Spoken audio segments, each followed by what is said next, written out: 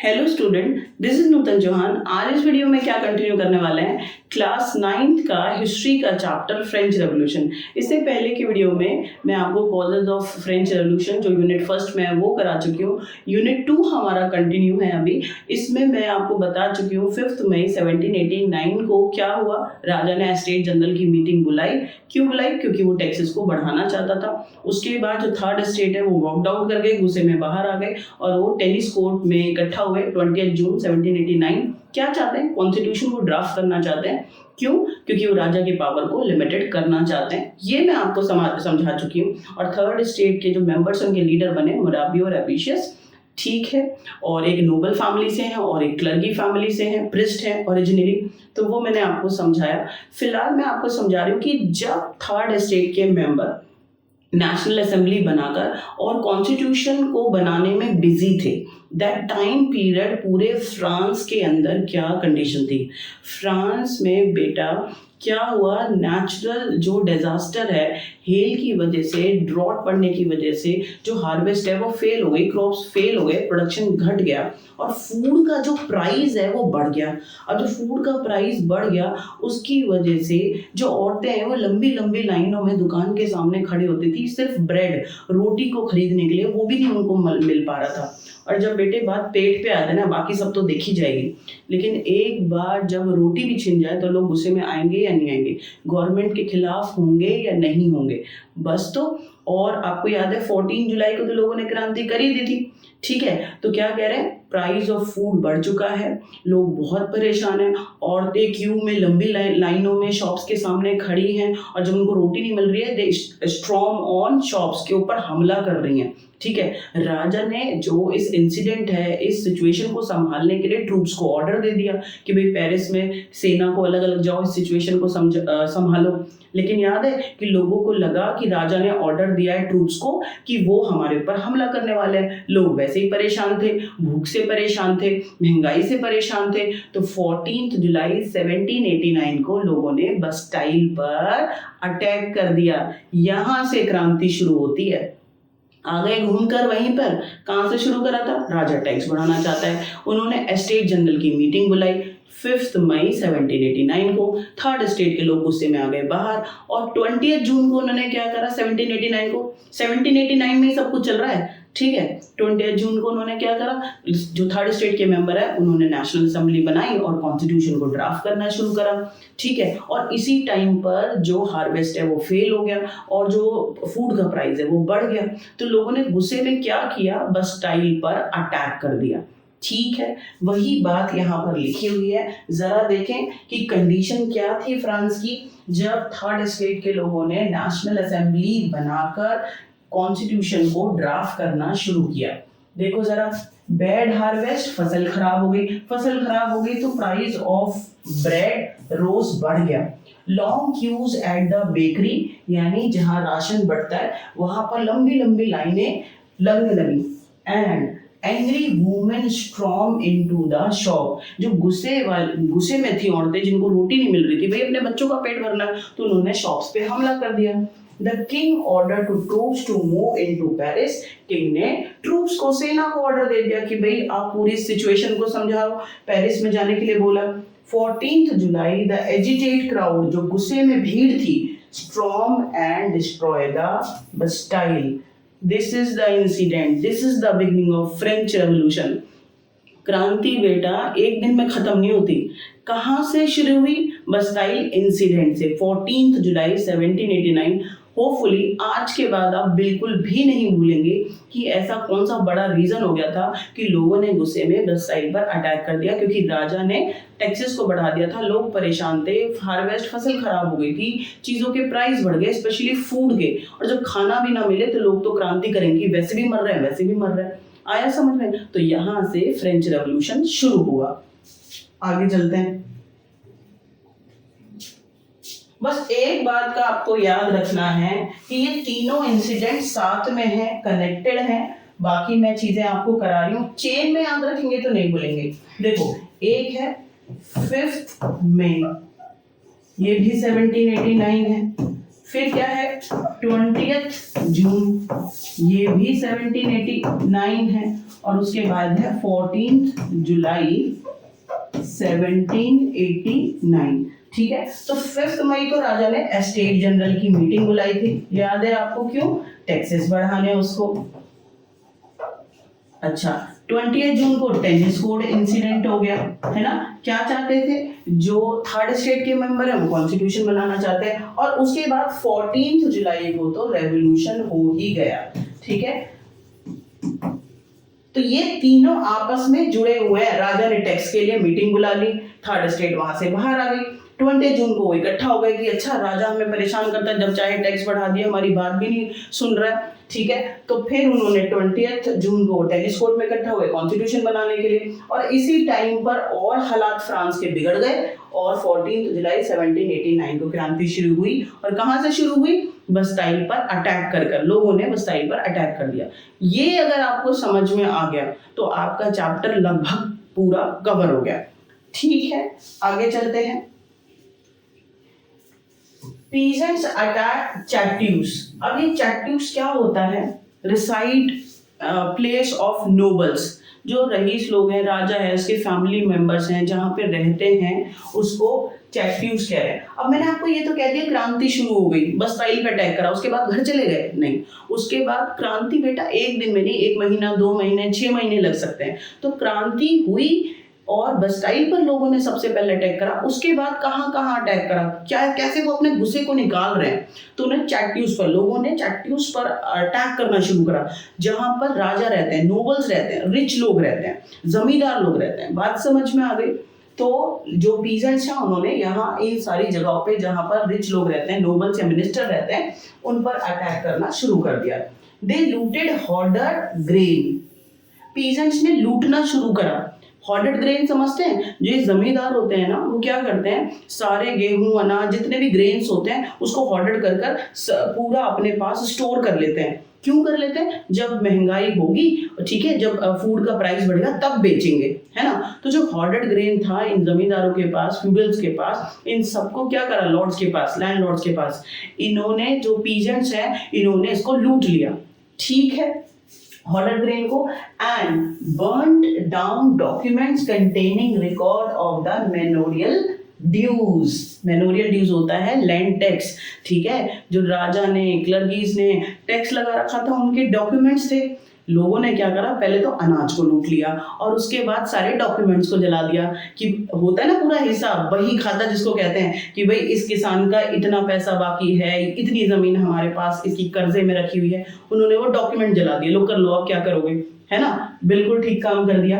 A large number of noble fled from their homes, many of them migrated neighbouring countries.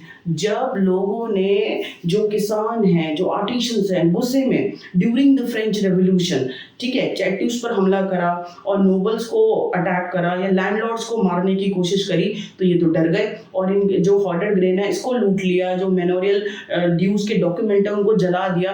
तो ये सब घबरा गए और घबरा कर इन्होंने अपने घरों को छोड़ दिया और नेबरिंग कंट्रीज में जो उनके रिलेटिव्स रहते होंगे उनके पास चले गए अपनी जान बचाने के लिए। तो ये है फ्रेंच रेवोल्यूशन। एक दिन में खत्म नहीं होता कि बस्टाइल पर 14 जुलाई 1789 को अटैक हुआ और फ्रेंच रेवोल्यूशन नहीं, बहुत ज्यादा भड़क गया। ना तो राजा के ट्रूप्स मान रहे, they try to suppress this movement, और ना किसान मान रहे। किसान भी इस आंदोलन में पूरा जोर लगाए हुए हैं, वो भी क्या करना चाहते हैं, इस आंदोलन को में अपने अधिकार चाहते हैं कि कॉन्स्टिट्यूशन बन जाए, राजा की पावर लिमिटेड हो जाए। ठीक है, तो ये है राजा वर्सेस पीजेंट और थर्ड स्टेट मेंबर, जो अधिकार चाहते हैं, इक्वलिटी चाहते हैं कि हम ही सारे टैक्स क्यों दें। अब एक बात बताओ, हर चीज का अंत तो होगा कि भैया क्रांति हुई, जबरदस्त क्रांति हुई, न राजा माने न जनता माने, क्या करें, आखिरकार राजा को झुकना पड़ा। यहाँ पर मैं आपको ये चीज़ समझाऊंगी कि जब बहुत लंबे टाइम तक रेवोल्यूशन चलता रहा, क्रांति चलती रही, तो फिर राजा ने कहा कि ठीक है, आप कॉन्स्टिट्यूशन बना लो। थर्ड स्टेट्स के मेंबर से बोला, नेशनल असेंबली उन्होंने बना ली थी, अब कॉन्स्टिट्यूशन बना लो और जो राजा है वो अंडर द कॉन्स्टिट्यूशन रहेगा। जैसा कॉन्स्टिट्यूशन में लिखा रहेगा कि भी राजा को ऐसे अपने पावर्स को यूज करना है, मैं वैसे बात को मान लूंगा। भाई क्रांति इतनी जा रही, या तो राजा जीत जाता और जनता को सप्रेस कर देता, या जनता ही जीत जाती कि भाई हमने कॉन्स्टिट्यूशन बना लिया, राजा को मार ही दें, खत्म ही कर दें। तो इस चीज का सोल्यूशन राजा ने कैसे निकाला कि जनता तो नहीं मान रही है, to satisfied people of France की क्रांति बहुत ज्यादा बढ़ गई है, उसको शांत करने के लिए क्या किया गया बेटे, राजा accepted constitution and approve national assembly कि आप कॉन्स्टिट्यूशन बना लो, आई वर्क अंडर कॉन्स्टिट्यूशन। ठीक है, जरा देखो, now Louis 16 accepted that his power checked by constitution. उसने बोला बना लो कॉन्स्टिट्यूशन और कर दो मेरी पावर को लिमिटेड, कॉन्स्टिट्यूशन मेरे पावर को लिमिट रखे, मेरे पावर को चेक करे कि मैं अनलिमिटेड यूज ना करूं, कर लो। भैया जान जाने से तो ठीक है ना, वो लोगों को शांत करना चाहता था। ऑन द नाइट ऑफ 4 अगस्त 1789, देखो फ्रेंच रेवोल्यूशन कब शुरू हुआ, 14 जुलाई 1789 को शुरू हुआ। जुलाई के बाद देखो 14 जुलाई से 4 अगस्त आ गया, एक दिन है, इतने सारे दिन तक क्रांति हुई। तो 4 अगस्त 1789 को the assembly passed a degree abolishing the feudal system of the obligations and taxes. बस इतनी सी बात समझो कि जब वो कॉन्स्टिट्यूशन बना रहे थे तो 4 अगस्त 1789 को नेशनल असेंबली जब कॉन्स्टिट्यूशन बना रही है तो बहुत बढ़िया काम करा कि दे abolished feudal system. Feudal system को, ये जमींदारी प्रथा को बिल्कुल खत्म कर दिया कि सारी जो जमीन है वो लैंडलॉर्ड के पास, क्लर्की के पास, राजा के पास रहेगी। इस सिस्टम को खत्म कर दिया, फ्यूडल सिस्टम को। कब कर दिया, 4 अगस्त 1789। ठीक है, अब देखो, members of the clergy too were forced to give up their privileges. यानी इस नेशनल असेंबली ने क्लर्की को, फर्स्ट एस्टेट्स के मेंबर को फोर्स किया कि वो अपने प्रिविलेजेस को, जो उनको ज्यादा राइट्स मिले हुए हैं, ज्यादा अपॉर्चुनिटीज को एंजॉय कर रहे हैं, ज्यादा जमीन उनके पास है, उसको वो गिव अप कर दे, और उन्हें करना भी पड़ा। थीथ वर अबॉलिश्ड। पता है आपको थीथ, मैंने पढ़ाया है आपको, जो टैक्स क्लर्की को दिया जाता था 1/10 ऑफ क्रॉप्स प्रोडक्शन, जो एग्रीकल्चर का जितना भी किसान प्रोडक्शन करते थे उसका 1/10 किसको देना पड़ता था, क्लर्कीज को, फर्स्ट एस्टेट को। तो इसको भी खत्म कर दिया गया। Tithes were abolished and lands owned by the church confiscated, यानी छीन ली गई। अब भैया छोटी सी बात याद रखो, जब कॉन्स्टिट्यूशन बनना शुरू हुआ क्रांति के बाद, राजा ने कहा क्रांति मत करो, कॉन्स्टिट्यूशन बना लो और मेरे पावर्स को भी चेक किया जा सकता है, मुझे भी लिमिटेड किया जा सकता है। तो असेंबली ने 4 ठीक है अगस्त 1789 को क्या करा, abolish feudal system, abolish church privileges कि भाई इनको ज्यादा राइट नहीं मिलने चाहिए, एंड कन्फिस्टिकेटेड चर्च प्रॉपर्टी, उनकी जितनी भी प्रॉपर्टी है, जो उनके पास इतनी सारी लैंड थी, उसको छीन लिया। बात समझ में आ गई आपको? तो कुछ अच्छा हो रहा है या बुरा हो रहा है? बिल्कुल हो रहा है। अब लोग असेंबली बना रहे हैं, कॉन्स्टिट्यूशन बना रहे हैं, ठीक है, तो लोगों के अधिकारों की बात करेंगे ना, चाहे वो क्लर्कीज हैं, चाहे राजा हैं, इन्होंने क्या करा था, इनके पास अनलिमिटेड पावर थी, दे एंजॉय प्रिविलेजेस, ठीक है, एंड दे डिड नॉट पे एनी टैक्सेस, और जनता इस बात को खत्म करना चाहती थी, जो लगभग धीरे धीरे ये चीजें हो रही हैं। बात समझ में आ गई? आगे चलते हैं। France become a constitutional monarchy. अभी फ्रांस रिपब्लिक नहीं बना, जब रिपब्लिक बन जाएगा तो जनता अपने राजा को चुनेगी। बात समझ में आ गई? वो मैं अभी आपको बाद में कराऊंगी। France becomes constitutional monarchy. क्रांति हुई 14 जुलाई 1789 को हुई, फिर राजा ने कहा कॉन्स्टिट्यूशन बना लो, नेशनल असेंबली जो 3rd स्टेट्स के मेंबर ने बनाई थी, चलो भैया कॉन्स्टिट्यूशन बनाना शुरू कर दिया। तो अब पहले क्या था, 14 जुलाई से पहले देखो आप, 14 जुलाई 1789 से पहले था मोनार्की सिस्टम, राजा का शासन, ठीक है, ही और शी इंजॉयड अनलिमिटेड पावर, ठीक है, उनके पास बहुत ज्यादा पावर थी। लेकिन 14 जुलाई 1789 को क्रांति से फायदा क्या हुआ? मैं ये नहीं कह रही कि फ्रांस डेमोक्रेटिक बन गया और सारे लोगों को अधिकार मिल गए, नहीं, एटलीस्ट कॉन्स्टिट्यूशन तो बन गया। तो France now become constitutional monarchy, कि राजा है लेकिन अब कॉन्स्टिट्यूशन भी है, लोगों को कुछ अधिकार मिल गए। देखें क्या अधिकार मिल गए हैं, ध्यान से इस बात को समझेंगे। The National Assembly completed the drafted of Constitution in 1791, ठीक है, देखो जरा, 4 अगस्त से शुरू किया था कॉन्स्टिट्यूशन को बनाना 1789, कब जाके कंप्लीट कर दिया 89 के 1791, 2 साल में जाके कॉन्स्टिट्यूशन को बना दिया। तो national assembly completed draft of constitution 1791 में कंप्लीट कर दिया। कभी ना कभी तो बनेगा जब कोई किताब लिख रहे हो तो। Its main object was to limit the powers of monarch. खाओ पियो, एक नंबर का क्वेश्चन है, बहुत इंपॉर्टेंट है। दिमाग खराब है क्या? खेती बाड़ी को छोड़कर जो थर्ड स्टेट के लोग हैं, मर्चेंट हैं, मिडिल क्लास के लोग हैं, पढ़े लिखे लोग हैं, क्यों कॉन्स्टिट्यूशन बना रहे हैं? क्यों 2 साल तक उन्होंने इतनी मेहनत करी है? What they want? This is the main agenda objective of national assembly. Why they make this constitution? They want to limit the power of monarch. राजा की पावर को लिमिटेड करना चाहते हैं कि राजा अनलिमिटेड पावर ना यूज करे, जो चाहा उसने फैसला ले लिया और लोग उसको, अगर वो गलत भी है तो लोग उसको टॉलरेट करें, नहीं ऐसा ना हो। ठीक है, तो क्या चाहती थी नेशनल असेंबली? क्यों उन्होंने कॉन्स्टिट्यूशन बनाया और कब कंप्लीट कर लिया? 1791 में। देखिए, now power divided between legislative, executive and judiciary, and this organs of government practice is still in India. Bharat में भी ऐसा होता है, डिवीजन ऑफ पावर। आज़ादी के बाद से ही हमारे पास भी कॉन्स्टिट्यूशन है और हमारे यहाँ पर भी इलेक्टेड राजा होते हैं, प्रधानमंत्री। ठीक है, हेडिटरी रूलर नहीं है कि राजा का बेटा राजा बनेगा। और यहाँ डिवीजन ऑफ पावर होता है लेजिस्लेटिव, एग्जीक्यूटिव और जुडिशरी में। बस तो ठीक है, अब इस बात को अपने दिमाग में भर लो कि जब तक 1789 में 14 जुलाई को क्रांति नहीं हुई, तब तक फ्रांस का पॉलिटिकल स्ट्रक्चर कैसा था? वहां पर मोनार्की सिस्टम था। और जब 14 जुलाई 1789 को क्रांति हो गई, तब नेशनल असेंबली ने कॉन्स्टिट्यूशन बना दिया और राजा की पावर को लिमिटेड कर दिया। ये नहीं है कि all the power in hand of राजा and he behave like dictator, नहीं कि सारी पावर वो एंजॉय करेगा, whatever he want he make a decision and impose on people. No, ऐसा नहीं करेगा।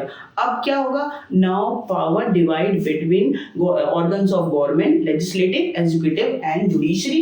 तो आज आपको ये बात समझ में आना चाहिए कि 1791 को क्या हुआ बेटा? कॉन्स्टिट्यूशन बनकर तैयार हो गया और राजा की पावर को लिमिटेड कर दिया गया और पावर को कॉन्सेंट्रेटेड रखा गया एक हाथ में, राजा के हाथ में, या डिवाइड कर दिया गया? नहीं, पावर को डिवाइड कर दिया गया लेजिस्लेटिव, एग्जीक्यूटिव और जुडिशरी के बीच में। ठीक है, पावर डिवाइड होना अच्छी बात होती है। पॉलिटिकल, फैमिली, सोशल, कहीं पर भी एक के हाथ में रखोगे पावर तो उसको लगेगा बस मैं ही भगवान हूँ, जो चाहे मैं कर लूँ। और डिवीजन ऑफ पावर होगा तो सब अलग अलग एक दूसरे की पावर को चेक कर सकते हैं। No one use unlimited power, no one misuse their power. तो डिवीजन ऑफ पावर बहुत ज्यादा जरूरी है। अक्रॉस दी वर्ल्ड आज सारी कंट्रियां इस चीज को फॉलो करती हैं। ठीक है, let's talk about active citizen and passive citizen. क्या होता है active citizen and passive citizen? France में क्रांति हुई, मैं बार बार कह रही हूँ, 14 जुलाई 1789 को ही। राजा की पावर को लिमिटेड करना चाहते थे, भैया कर लिया। कॉन्स्टिट्यूशन बनाना चाहते थे, बना लिया। किसने बनाया? नेशनल असेंबली ने। कब बनाया? 1791 को बनाया। डिवीजन ऑफ पावर भी हो गया। लेकिन क्या जब कॉन्स्टिट्यूशन बन गया तो फ्रांस के सारे लोगों को वोटिंग राइट मिला? जी नहीं, सबको वोटिंग राइट नहीं मिला। Please keep in your mind, adult franchise, universal adult franchise France ने अडॉप्ट नहीं किया कि भाई अब इलेक्शन होंगे और जो रिप्रेजेंटेटिव है वो सारे लोग एडल्ट लोग चुनेंगे। नहीं, ऐसा नहीं हुआ। कुछ लोगों को जिनको वोटिंग राइट मिला उनको तो कहते हैं एक्टिव सिटीजन, जिनको वोटिंग राइट नहीं मिला उनको कहते हैं पैसिव सिटीजन। ये छोटी सी डेफिनेशन है, ज्यादा दिमाग नहीं लगाना। Those had voting right in France after French Revolution। जब कॉन्स्टिट्यूशन बन गया, अब रिप्रेजेंटेटिव को इलेक्ट करना है, तो जिनके पास तो वोटिंग राइट आ गया चुनने का, तो वो तो हुए एक्टिव सिटीजन। और जिनके पास नहीं आया, जिनको वोटिंग राइट नहीं मिला रिप्रेजेंटेटिव को चुनने का, वो हुए पैसिव सिटीजन। ठीक है, देखो जरा, Those had right to vote। अब किनको मिला है अधिकार चुनने का? ठीक है, वो देख लेते हैं। Only men above 25 year age who paid taxes equal to at least 3 days wages as a laborer wages were given the status of active citizen। औरतों को तो छोड़ दो, चाहे प्रॉपर्टी है नहीं है, औरतों को बिल्कुल साइड कर दो। आदमियों में सारे, औरतें तो राइट मिलेगा ही नहीं मिला, उनको तो अलग करो। अब आ जाओ आदमियों में भी। आदमियों में भी सबको वोटिंग राइट नहीं मिल रहा। जो 25 साल से ऊपर है, या तो उनके पास प्रॉपर्टी है प्लस अपने 3 डेज की सैलरी को, वेजेस को, ठीक है, वो एज अ टैक्स पे कर सकते हैं, तो उनको वोटिंग राइट मिलेगा, नहीं तो नहीं मिलेगा। बात समझ में आ गई? प्लीज, जो 25 साल से ऊपर हैं, 3 डेज की सैलरीज को एज अ टैक्स पे कर सकते हैं, ठीक है, उनको हम एक्टिव सिटीजन कहते हैं, उनको वोटिंग राइट मिला। Passive citizen those had not right to vote, remaining man जो जिनके पास प्रॉपर्टी नहीं है, जो 3 डेज की अपने वेजेस को सैलरी को एज अ टैक्स नहीं दे सकते, ऑल वुमेन, औरतें तो पैसे वाली हैं नहीं हैं, थर्ड स्टेट की हैं, फर्स्ट स्टेट की हैं, औरतों को तो माइंड में रखना वोटिंग राइट मिलेंगे। उन्होंने बेचारों ने बहुत ज़्यादा संघर्ष करा, 1946 में जाके उनको वोटिंग राइट मिला, वो मैं आपको 4th यूनिट में कराऊंगी। लड़कियों के बारे में स्पेशल यूनिट लिखी हुई है फ्रांस में, ठीक है। ये बात आपको समझ में आ गई होगी। एक्टिव सिटीजन और पैसिव सिटीजन कौन होते हैं, पेपर में आता है, बहुत इंपॉर्टेंट है। आगे चलते हैं। Declaration of the rights of man and citizen, यानी कि जब कॉन्स्टिट्यूशन बन गया तो कॉन्स्टिट्यूशन में ये रेसिपी थोड़ी लिखी थी कि हलवा कैसे बनेगा या पूरी कैसे बनेगी, नहीं, कॉन्स्टिट्यूशन में लिखा हुआ है कि लोगों को राइट्स क्या मिले।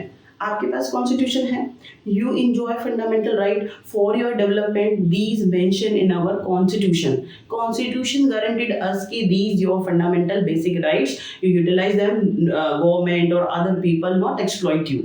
तो ये आपको राइट कौन दे रहा है, कॉन्स्टिट्यूशन में ऐसा लिखा है, तो आप अपने right to equality, right to freedom को आप इंजॉय कर रहे हैं। लेट्स टॉक अबाउट कौन से राइट कॉन्स्टिट्यूशन जब फ्रांस का बना तो उसमें मेंशन है। ये बहुत इंपॉर्टेंट क्वेश्चन है, 1 नंबर 2 नंबर 3 नंबर में आ जाता है कि जब कॉन्स्टिट्यूशन बना तो उसमें declaration of right for man and citizen कौन से राइट दिए गए। देखो जरा, right such as right of life, right of life सबको जीने का अधिकार है, एक ये रहा। फ्रीडम ऑफ स्पीच, सबको बोलने का, एक्सप्रेस अपने आप को करने का पूरा अधिकार है। फ्रीडम ऑफ ओपिनियन, आप अपनी बात को, अपने विचारों को आराम से रख सकते हैं, ठीक है। इक्वलिटी बिफोर लॉ, कानून के सामने सब बराबर हैं।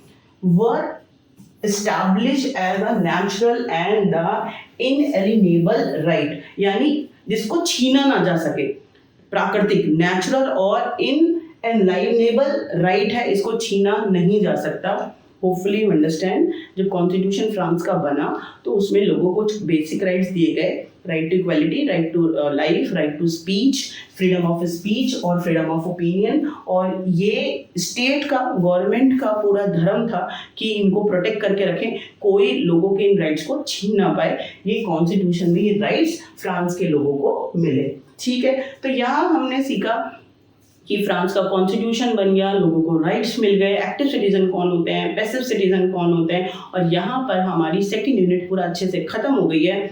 लेकिन अब तक हमने 2 यूनिट में फ्रांस की क्रांति हुई, और क्रांति के बाद जो फ्रांस है वो क्या बना है, कॉन्स्टिट्यूशनल मोनार्की बना है। अभी हमें कॉन्स्टिट्यूशनल मोनार्की से आगे की लड़ाई देखनी है कि कॉन्स्टिट्यूशनल मोनार्की से फ्रांस रिपब्लिक कब बन गया, तो वो हम 3rd यूनिट में सीखेंगे। तब तक के लिए आप खुश रहो, खूब पढ़ते रहो।